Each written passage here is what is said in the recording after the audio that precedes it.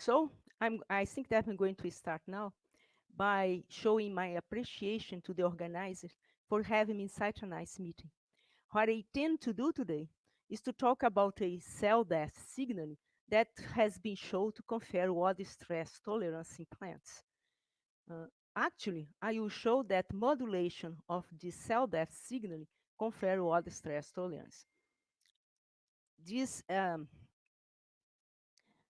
This work was started in my lab uh, by the end because you first identify that overexpression of a molecular chaperone from the endoplasmic reticulum, the BIP gene, the binding protein gene, was capable of conferring a water stress tolerance in tobacco, soybean, and more recently in Arabidopsis. These transgenic lines have been fully characterized, and by all means, they are considered drought resistant. They keep the high photosynthesis rate under water stress, and they recover much faster than the control lines after rewatering. Actually, this data is quite nice for biotechnology, mainly if you consider the anticipation of climate changes in the shortage of water reservoir globally. However, uh, they don't stand by themselves because, as you may know, drought resistance is depends on many genes, the interaction of many genes with many different KTLs. So it was very difficult for us at the beginning to understand how a single gene can confer drought resistance in plants. Therefore, for the last decade, my lab has been pretty much engaged trying to decipher the mechanism by which the BIP gene conferred drought tolerance. Um, by then, at that time, we knew that the mechanism of plant resistance to drought has two components: the stress avoidance mechanism and the stress tolerance mechanism. During the stress avoidance mechanism, the plant tries to keep the balance between water uptake and water loss to prevent the decrease in the water potential intracellular. For this, the stomata is closed and there is an increase in root to penetrate further in the soil to find water, and the growth of shoot is stunted. However, if the stress persists, if the plant is not able to prevent the low water potential inside the cell, then the second component of stress resistance, the stress tolerance mechanism, activates is activated. And actually, it has also two components: the dehydration avoidance mechanism, dehydration tolerance mechanism. During dehydration avoidance, the plant cells accumulate high content of osmolyte and also promote cell wall stiffening in order to keep the turgor of the leaves. During the hydration tolerance mechanism, uh, there is a activation of several different signaling pathways to, to upregulate drought responsive genes that encodes protein that prevents cellular damage, like proteins that promote metabolic changes, that promote ROS detoxification, that prevent proteins from unfolding, that protect the membrane, the integrity of the membrane, in such a way to allow the plant cells to cope with the hydration. What was very frustrated by us at that time was the finding that BIP was not linked to the stress avoidance mechanism. BIP was not linked to the hydration avoidance mechanism. And BIP was not also linked to the dehydration tolerance mechanism. So to try to to discover the mechanism by which BIP confer tolerance to drought, we change our approach to functional genomics. By RNA sequencing under water stress, we found that the decrease of the water potential to -1, as shown here in the wild type lines, was enough, was sufficient to promote a large variation of gene expression in the wild type lines, but not in the BIP overexpression line. Actually, more than 4,000 genes were differently expressed in the wild type lines, but not here in the BIP overexpression line. This data pretty much says that BIP overexpression keeps the cellular homeostasis under water stress. By comparing the transcriptome induced by water stress in the wild type lines with the transcriptome induced by water stress in, let me find a point. Okay, induced by water stress in the BIP overexpress line, we found that there was a large upregulation of cell death-related genes in the wild type lines under water stress, but not in the BIP overexpress line. Actually, the expression profile of the BIP overexpression line was pretty much under stress condition was pretty much similar to the expression profile of the wild type irrigated lines under normal conditions. So this result was pretty much consistent with our observation that BIP overexpression protects plant against stress-induced cell death. In fact, tunicmycin treatment that causes ER stress and also causes cell death, in wild type lines, but not in BIP overexpressed lines. Likewise, PEG that promotes cell death in the wild type lines did not promote cell death in the BIP overexpressed lines. By combining the tunicmycin treatment ER stress with PEG treatment osmotic stress, you have found a small subset of genes that were synergistically upregulated by both osmotic stress and ER stress.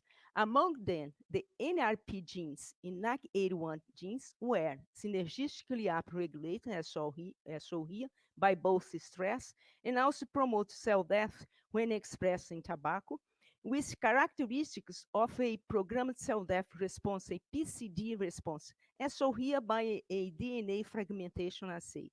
By using the NRP promoter and one hybrid system in yeast, the transcription factor RH15 was isolated by its capacity to bind and activate the NRP promoter.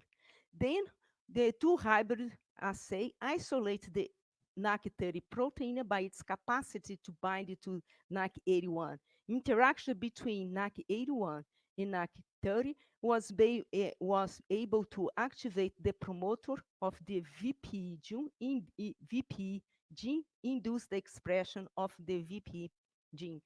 VPE encodes the vacuolar process enzyme that's the effector of a programmed cell death, a PCD response in plants. You also show that DROT also induce this signaling pathway as the same fashion as osmotic stress and ER stress.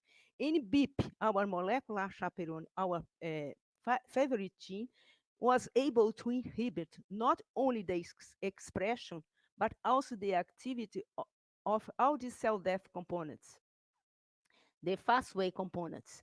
By attenuating this PCD response, the programmed cell death response, BIP confer tolerance to DOT. In contrast, overexpression of NAC81, that's a positive regulator of the pathway, accelerates senescence and make the transgenic line more susceptible to DROT. Together, these results pretty much says that DROT tolerance is linked to the leaf senescence. It was our first finding at that time. The NAC81, the positive regulator of the cell death pathway, was also found to be a senescence-associated gene, a SAG gene. The expression of NAC81 in wild type lines at the onset of senescence here was much higher as the expression of the transgene. At 20 days after germination, before senescence, the expression of the NAC81 transgene was much higher than the endogenous genes in the wild-type lines. This higher expression of NAC31 upregulates the VPE gene as expected because VPE is a target of this this transactivator factor. It also upregulate the expression of the NAC30 gene. In contrast, overexpression of NAC81 promoted downregulation of the upstream components of the pathway, the NRP and ERG15, as a kind of negative feedback regulation of the pathway to control the extent of the cell death response in front. Overexpressed as a SAG gene, senescence-associated gene, overexpressed of NAC81 accelerates senescence. If you are in the transcriptome, the induced transcriptome by overexpress of the NAC81 genes, demonstrates that there was a large proportion of senescence-associated genes in the upregulated change. These results was very quite consistent with this phenotype of the transgenic lines that overexpress in NAC81. We also found that overexpress of the positive regulator of the cell death pathway, the stress-induced cell death pathway, makes the plant more susceptible to drought. In the water potential, during water stress, the water potential of the transgenic line was much lower than the wild-type lines. In addition to that, overexpression of NAC81 increased the expression of NAC30. That was a negative, and you also found that NAC30 was a negative regulator of the drought-responsive genes. In fact, if you express NAC81 and NAC30 in transactivation assays, I can show here that both genes repress the activity of the DREB1 promoter. DREB1 is a gene that regulates, it's a gene that confers drought resistance and regulates a series of drought responsive genes. So by downregulating these genes, the NAC30 was able to negatively regulate the drought responsive genes. So how to show here up to now is that BIP, our molecular chaperone, our gene, is able to repress the expression and activity of the components of the pathways. And by doing this, it attenuates the cell death response. And at the same time, it's relieved the repression of the drought responsive genes. This is the actual mechanism by which BIP confers tolerance to drought. However, a question still remains. What was the next step is to understand, tries to elucidate the mechanism by which BIP control the expression of all these components in the secretory, in this cell death pathway. At this point, I think that's important to remind about the molecular chaperone activity of BIP. BIP is a protein from the endoplasmic reticulum. The endoplasmic reticulum is actually the gateway of the secretory proteins in eukaryotic cells. The secretory proteins are synthesized in polysomes that are associated with the ER membrane. And as soon as they enter the lumen of the organelle, they associate with a series of molecular chaperones such as calnexin, PDI, BIP, to facilitate the correct folding of the secretory protein, a condition that's necessary to proceed further in the secretory pathway.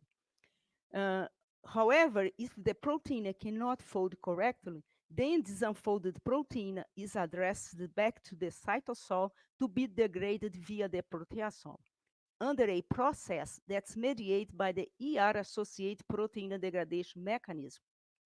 That is an important control of the quality control of the organelle. So under normal condition, the rate of protein synthesis here is balanced with the rate of ER protein processing capacity.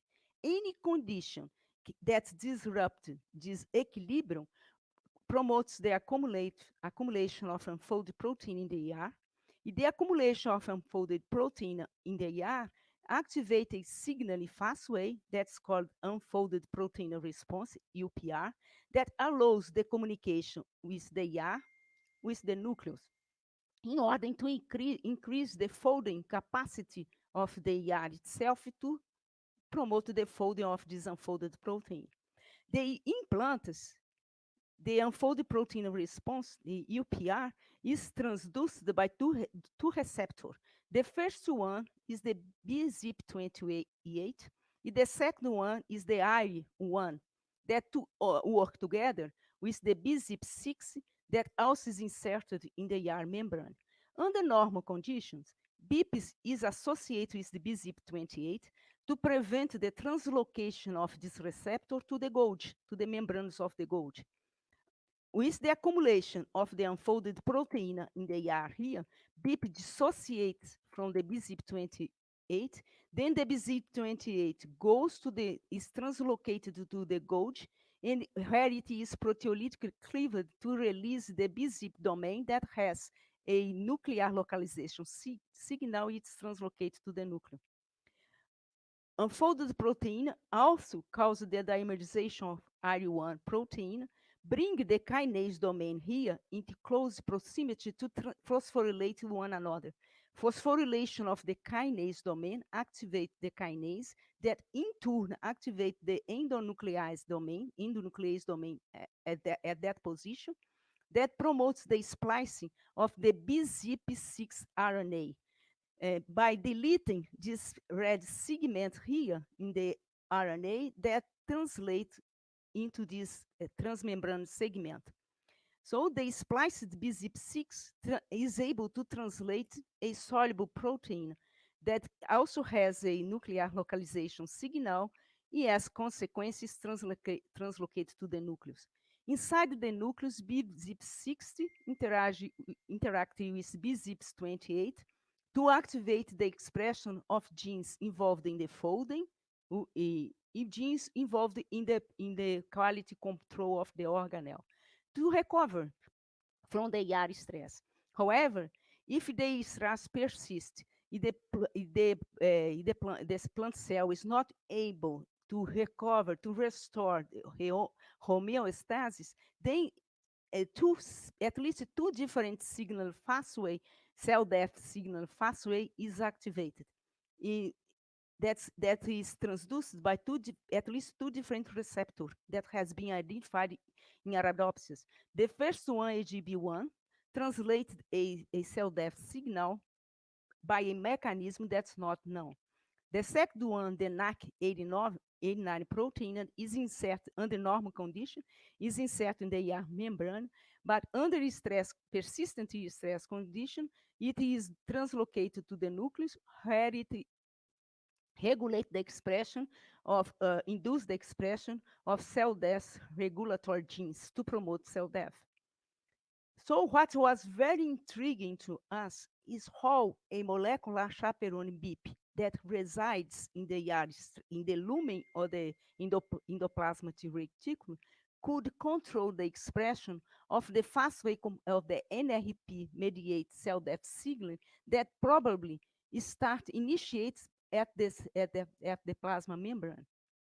So the next set of experiments was designed to try to find a molecular link between BIP and the NRP-mediated cell death signaling. For this, we first show that this signaling pathway that was uncovered in soybean is conserved in Arabidopsis, operates in Arabidopsis with similar regulatory mechanism as in soybean. Then we try to identify which transducer here would provide a molecular link between BIP and the NRP-mediated cell death pathway, as shown in the next slide. Our two approaches. So in the first one, you really show that the NRP-mediated cell death signaling pathway operates in Arabidopsis. All orthologs of the pathway was found in the Arabidopsis genome. NRP1, NRP2, NAC36 is the ortholog of NAC81, ATAF2 is the ortholog of NAC30, and VP itself Then you show that BIP in Arabidopsis, BIP also inhibit the expression activity of these fastway components. You generate overexpress or Arabidopsis overexpress BIP genes and that accumulate high levels of BIP proteins, and show that overexpress of BIP inhibits here the PEG induction of the fastway components and NRP1 here, NRP2 here, NRP e NAC36 here. Also, overexpression of BIP prevents the induction of the fastway components, all three here, in response to ER stress. E overexpression of BIP in Arabidopsis also confer tolerance, resistance to drought, as shown here. Then we isolate knockout lines of BZIP28, knockouts of R1, BZIP6, AJB1, and ANAC89, and try to identify each knockout lines would confer tolerance to drought as the BIP overexpressed line. And you found that only the knockout lines, the AGB1 knockout lines, share the similar drought-resistant phenotype as the BIP overexpressed line as shown here. Compare this one with that one. Very importantly, the induction of the fastway components, NRP1, NRP2, YANAC in 36, requires the function of AGB1 because there is no induction of the fastway components in the IGB1 knockout lines. In contrast, the BZIP6 knockout line makes the plant more susceptible to drought. In the expression of the fastway components is much higher in the BZIP6 lines than the wild type. So it's pretty much this the drought tolerant phenotype, the drought susceptible phenotype is pretty much linked to the NRP mediated cell death response, because the tolerant line, the tolerant lines, the express of the fastway components is very low. In the susceptible lines, the express of the fastway components is very high, as the BIP6 line. Then you show that this drought-tolerant phenotype of the knockout lines, AJB1 knockout lines, was due to the inactivation of the knockout lines, because when you complement this, in complementation, as says, in complementations by overexpressing the AJB1 gene in the knockout lines, you restore the wild type phenotype. And in contrast, overexpression of AGB1 make the transgenic line more susceptible to droughts. The relative water content of this transgenic line is much lower under water stress condition than the wild type line itself. Again, the knockout line, another important observation, the knockout lines, the AGB1 knockout lines, phenocopy the BIP overexpress line under osmotic stress and under ER stress, not just only drought stress. The knockout line are more tolerant to cell death induced by PEG as the BIP overexpress line as compared to wild type lines. In the knockout line is also more resistant to cell death induced by tunicamycin as the BIP overexpress line in comparison with the wild type lines. And very importantly, again, inactivation of the AGB1 gene prevents the induction of all these components of the pathway NRP1, NRP2, NAC36 and VPE by osmotic stress, as shown here, and by ER stress, as shown here. It means that negative modulation of the pathway protect plant cells against cell death, against stress-induced cell death. So up to now, what you have shown is that the AGB1 that's located in the ER, inserted in the membrane of the ER, is the upstream component of the NRP the NRP-mediated cell death signal. ER stress activates the AGB1 gene that in turn activated signal cascade that promotes the expression of the NRP gene inactivate the cell death response. Then you ask if BIP, that's also located in the ER, could directly interfere with the activity of the AGB1 gene. And you show here that, yes, the BP overexpression plant is more resistant to drought tolerance, as you showed before. Overexpression of AGB1, in contrast, makes the plant much more susceptible than the wild type lines. But overexpression of AGB1 in the BP overexpression line does not delete the drought stress tolerant phenotype of the BP overexpressed line. It means, and I show here, the water stress, the water content in this overexpressed line is much higher than the wild type line under water stress condition. It means that BP overexpression overcomes the negative effect of AGB1 overexpression, or BP1 may be acted directly over AGB1. In summary, what you show up to now is that inactivation of AGB1 gene by silencing the AGB1 gene increases the survival rate of the transgenic lines under water stress, a phenotype that's very similar to the BP overexpressed line. In contrast, overexpression of AGB1 in wild type lines, in CO0 here, decrease the survival rate of the transgenic line under water stress, but not if you overexpress the AGB1 gene in the BP overexpression line. The phenotype remains very resistant to drought. Then you ask if BIP could bind directly to AGB1. You, of course, use the two hybrid system. That's very easy to see interaction between proteins. But at this point, I think that I should remind you that the G protein is composed of three subunits, the alpha, beta, and gamma subunits.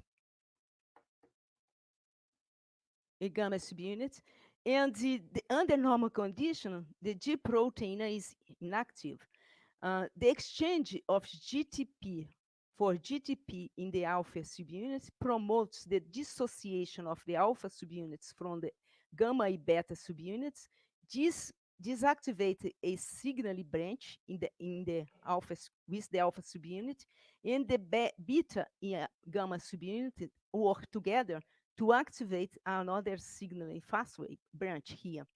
In Arabidopsis, you have one gene that encodes the alpha subunit, that GP1, one gene that encodes the beta subunits, the AGB1 gene, and three genes that encodes the gamma subunits, that AGG1, AGG2, and AGG3. You show by two hybrid in histidine prototrophy that BIP does not bind to the beta subunit, AGB1, does not bind to the alpha subunit, GPA1, but binds to the gamma subunit, AGG1, AGG2, and AGG3. This bind is pretty much specific because the negative controls does not show binding. So, in conclusion, what you have shown until now is that you have the cipher, a programmed cell death pathway that's stress-induced and also induced by leaf senescence. It is induced by osmotic stress, ER stress, and also by drought. You show that ER stress, the AGB1, the beta subunit, AGG1, the gamma subunits are upstream components of this pathway in such a way that ER stress activates the AGB1 subunit that induce the expression of NRP genes and as consequence induce the programmed cell death pathway. Osmotic stress, on the other side, induce the expression of this transactivator, ERD15, that binds to the NRP promoter, induce the expression of NRP promoter, induce the cell death response. Any condition that negatively modulate this pathway confer drought tolerance. Any condition that positively modulate this pathway confer susceptibility to drought. So you show, indeed, you show that silence AGB1 confer drought tolerance, as well as overexpression the BIP gene that inhibit the AGB1 gene itself. These two situations confer drought tolerance. We also show that by modulate positively the pathway as overexpressed in NAC81, you accelerate senescence in the transgenic line are more susceptible to drought. NAC81 also induces NAC30 that inhibit the drought tolerance. So a very nice mechanism to control drought tolerance is either silence the AGB1 or silence the NAC30 or NAC81 gene to confer tolerance to drought. And finally, I just want to show acknowledge the people that actually did the work in my lab. Jerusa, you have contribution from Jerusa, Otávio, Larissa, MS student, PhD student, Otto, some contribution, PhD student, Dalton, MS student, but the most contribution for this work come from Luis Fernando, that was my PhD student, and Pedro, that was my postdoc student at that time. Today, both are professor in universities. Pedro is in my lab as professor of the University Federal of Viçosa. My long-standing collaborators is shown here outside the university, inside the university. And finally, I thank you all for the attention.